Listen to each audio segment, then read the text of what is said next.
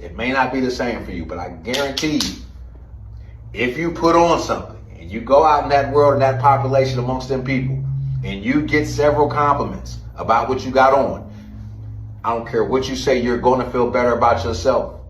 You're going to feel more confident about yourself and your ability to put that shit on. It's just a natural feeling that I personally love and admire and strive for.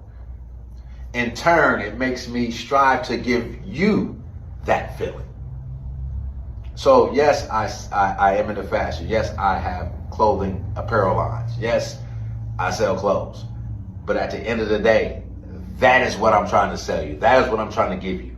That feeling of knowing you look good, knowing you probably the flyest nigga in wherever you at, knowing it feels good on you, boosting your confidence.